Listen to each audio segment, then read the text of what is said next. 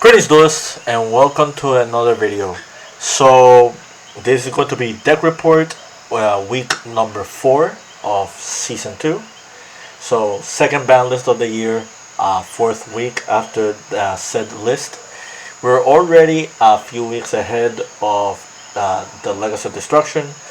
Uh, we've already had our first YCS, which was YCS Rio, and then we had a few other events like Dutch Nationals was this past weekend, just to give an example. A plethora of regionals also were happening post Legacy Destruction.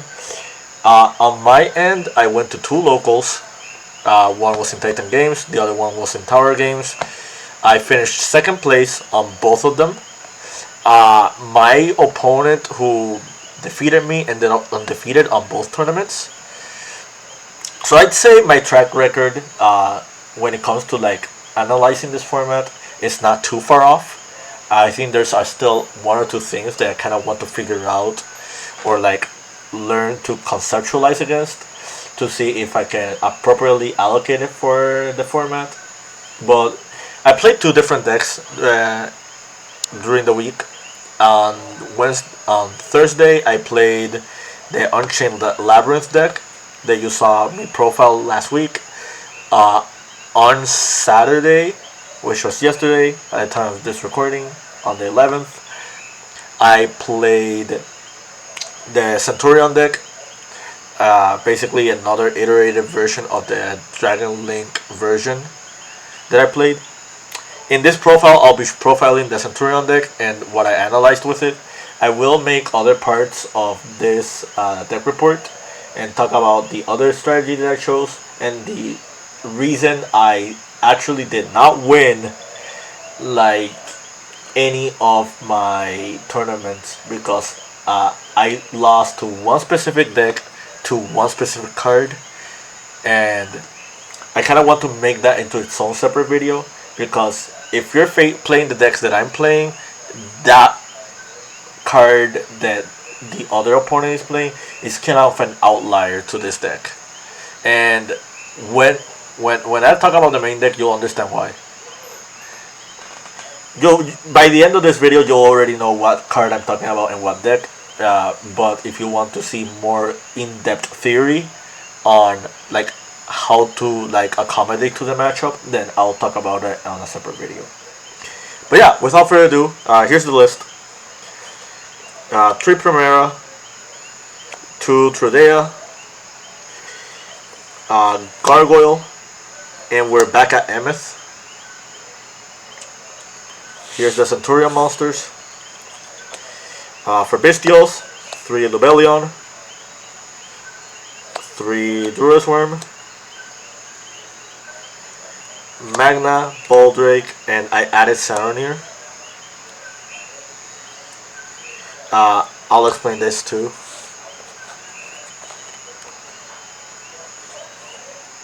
Rocket engine.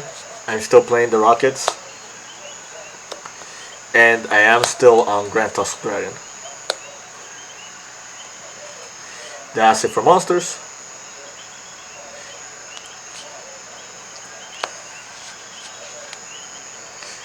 Spell cards. 3 stand up. 3 Emblema. Bonds, that's it for the Centur-ion spells. I guess we'll add to the Centur-ion cards in general Phalanx and Awakening. I still play both.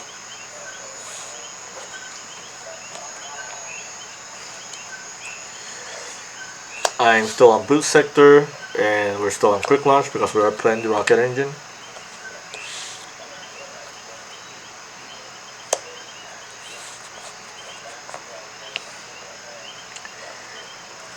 I'm still on Talents 3. I'm playing Cold Buy, and one thing I did differently this week is I main decked Duster, and the other card I main decked was Monster Reborn. I'm still on Terraforming and the Branded Redeemed. So that's it for the main deck. Is exactly 40 cards. I'll showcase extra deck first, and then I'll talk about the deck in general.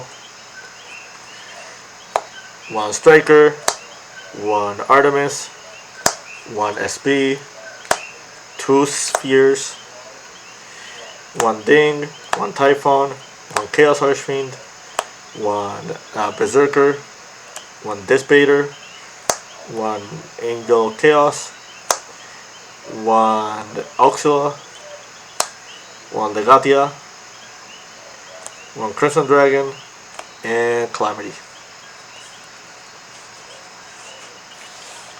So now that we're looking at the main deck, you're probably noticing a few changes from the last list. If you have saw the last list, I took out Noctovision Dragon. Noctovision is a really good card to function as an extender, but it really does not threaten the board. It does not do anything by itself, and it's not as good going second as it is going first. It's good going second in the sense that it can chain block, and it can put your opponent in awkward scenarios, and you can just plus out of it. However, the value behind Noctovision is significantly weaker going second than it is going first. I felt like I just wanted other Dragon extenders, or just wanted to play the game with like other cards in general for more utility, and that's where Saronir comes in. The inclusion of Saronir is another like bestial name, but not only is it another bestial name, it can also like dump Lubellion to the graveyard. So if you, for example, open this plus stand-up Centur-ion, if you open this alongside stand-up, you can use the stand-up, pitch the Saronir, and Saronir will pitch the Lubellion to grave, and then you can rotate yourself into Primera. Primera can rotate you into Trudea. Trudea can rotate you into Gargoyle, and Gargoyle is a Dark Dragon, so you can tribute it away for Lubellion. Shoutouts to Alex Kane. He got undefeated at it was a Great Britain regional last, like in the past week, and he pretty much showcased this combo. If you're interested in that, I did post this video on the last Dueling Adventure series where I was playing this deck. So that's the explanation behind Saronir and why I took out Noctovision.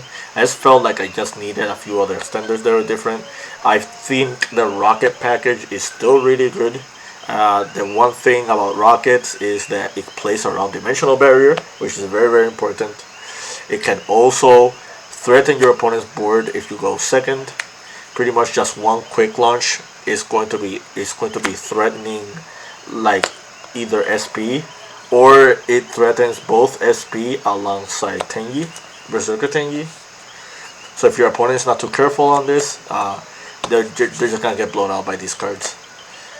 Another really cool thing is you don't care about the Tracer Lock in this deck, because if you look at most of my extra deck, outside of Crimson Dragon, Legatia, and Heraldic Seals, and this, every other card in the extra deck are Dark Attribute monsters. Every single other card. The most important ones being SP and Tenyi. And Auxila, of course. Like, these are your most important cards out of your extra deck, and these are all Dark Attribute, so you don't care about the Tracer Lock if you decide to like use the Tracer effect, and you can just play around your opponent's resources like with the Rocket engine itself. It's also another tuner. It also like gives you plays whenever like you're going first as well. You can easily play Heraldic Seals and just like facilitate the summon Heraldic Seals by using these cards to extend into that. So overall, I don't regret this engine. I don't think I need to replace it.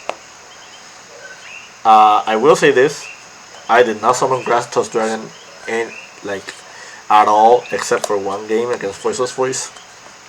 Shout out to Edgardo Kage. But outside of that match, I did not summon this card a single time. The utility is there. Like, it still makes spheres into like 3 interruptions if you don't like want to go for like the synchro plays during your opponent's turn. But overall, this could be another card. So I might contemplate on changing that in the future. Let's talk about Emeth. So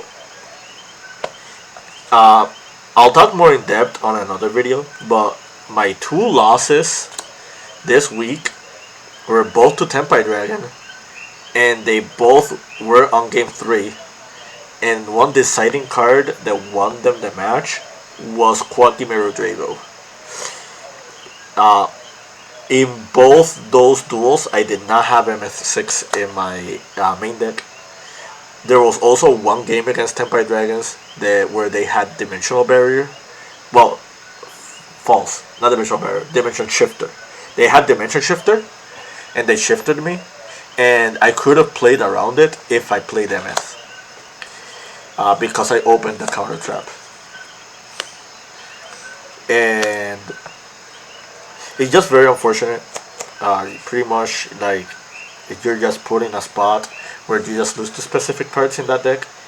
And in multiple scenarios, I just found Emeth coming up a little bit more than I wanted it to be coming up. It's another defensive card. Like, it has 3,000 defense, so it's not super easy to get ran over. Like, if your opponent is playing the Tenpai deck, they actually need to get rid of this. The fact that you can summon this during the battle phase is also big, because it also means that your opponent is caught off guard, thinking that you can only synchro during the main phase. A lot of people get confused by that. They think that you can only like use standoff Centur-ion to synchro in the main phase. One other benefit of playing like the Bystial cards is that they give you the ability to synchro in the battle phase, just like the Tenpai players can. So yeah, that's one thing to remember. But yeah, even when they normal Koaki Meiru Dragon, you can run over it because this has 2k attack. So and you can just keep doing your plays afterwards. So that's the main reason Emeth is there. It is another brick. However, the brick I traded with this was the Wake Up Centur-ion. You're noticing the Wake Up Centur-ion is not in my main deck. I really just don't like that card. I tried to do the right plays with it. It just requires a little bit more setup. It requires Trudea to be your normal summon instead of Primera, or to start using your Trudea a lot more. And with Ghost Ogre being very popular in the format, I think Trudea is a little bit weaker to be your starting play, and you should capitalize or like rely on that to be like one of your starting plays, with just seeing how popular the card is. I think that's it for the main deck. If you saw my Dueling Book Adventures, you already know I was testing a lot of different stuff. I was testing Assault Synchron, I was testing the Pendulum cards, I was testing like Noctovision, not Noctovision, like a lot of different things, and this is what I found myself the most comfortable with. As far as the extra goes, I think everything is almost set in stone. I would just play one Heretic Seal. The reason I'm playing 2 is because if you do get Nibiru'd while you have seals, you punish your opponent from making Nibiru, because you just tribute into like another monster, and just make another one, and they pretty much have to deal with this, which means they're forcing themselves into the battle phase. And if you have a Centur-ion board that involves this and these, like with any of the synchros into rotation, you should realistically just win the game more than not.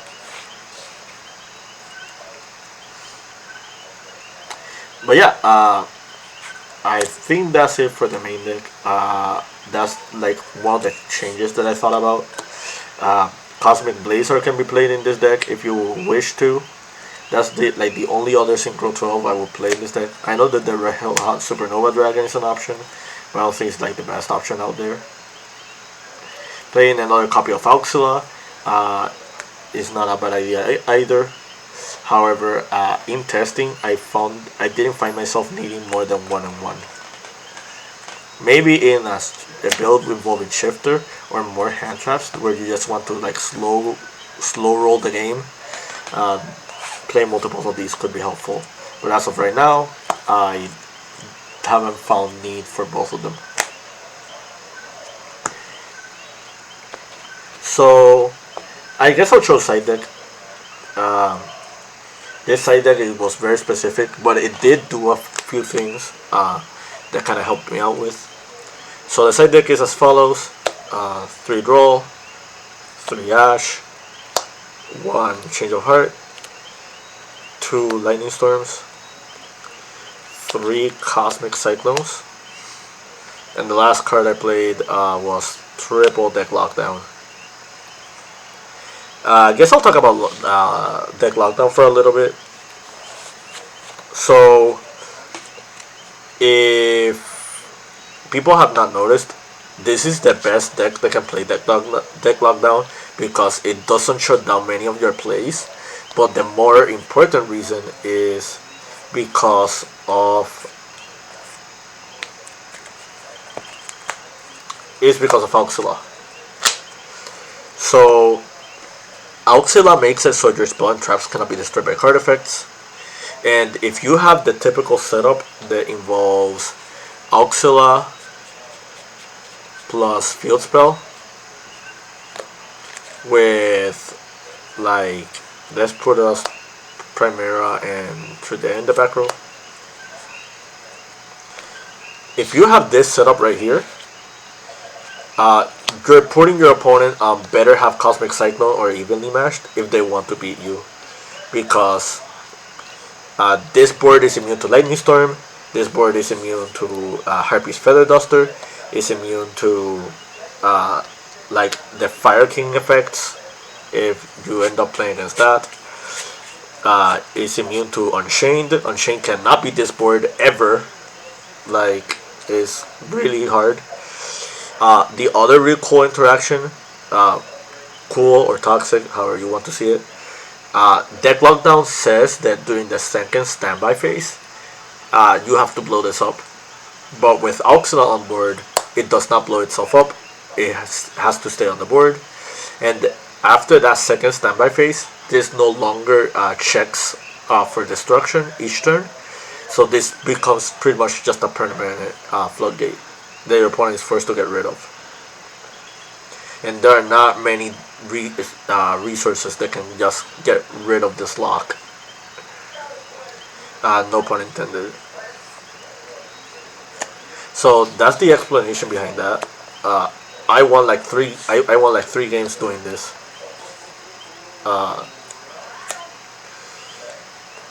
The other really cool thing about deck lockdown is that once your Tenpai opponent sees you doing this, they're going to force themselves to go first. They're not going to let you go first because they don't they don't want to deal with Auxila lockdown, which is very, very strong. I'm pretty much forced to play Cosmic. As long as Snake Eyes and Runics are like viable decks, you have to play this in your main deck. This also is important against the mirror match, so there's also that.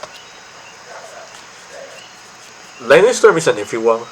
I kind of just wanted to try out Lightning Storm because I didn't have enough removal against like a lot of other like back row decks, for example, and those are the harder matchups for this strategy.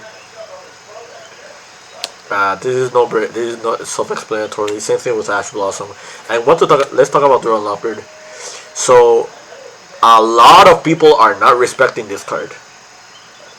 Like, if you look at the format right now and you look how many people are playing their strategies, they're pretty much playing ignoring that this card exists. and this card can easily punish a lot of players, even the mirror match, if people are just not too careful with it. The another reason why Droll is here is because you kind of want a way to beat Tenpai Dragons despite you going first or second. And this card helps you do that, especially if they play Prosperity. Basically, after they Prosperity, you pretty much put them on a position that's very awkward because they can no longer Sangen Kaimen, they can no longer Sangen Summoning, they cannot do like many of other. They cannot Asian Fairy Dragon if it ever comes up. It just puts them in a very very awkward spot after you resolve this card. But this also overlaps against other matchups. This also works against Snake Eye. This works against Voiceless Voice if they open like an extender hand. This also works against like a few other strategies. So overall, Konami keeps designing cards to play around this card, but there are still a good amount of decks that are just very very weak to this card. But yeah, that's it from me. I hope you found this video informative to your liking and understanding. It was kind of a lengthy video a little bit because I kind of just wanted to update this deck and talk a little bit about the format. I think this deck is not tier 1 by any means. However, this is a deck that can easily catch a lot of people off guard, especially if they don't know what they're doing. And just being able to play like a really strong floodgate that really doesn't hurt you, but it hurts pretty much every deck in the format, is already like a strong selling point to this deck. Another really strong selling point to this deck is a lot of people keep saying that this deck is weak to hand traps. This deck is not really that weak to hand traps, but it depends on your opening. Because you have 13 1-card starters, but half of those 13 1-card starters, 7 of them, can also be extenders. But yeah, that's it from me. I hope you found this video informative to your liking and understanding. I do have a regional next weekend, and this might be one of the choices for that regional. So until then, keep practicing and keep dueling.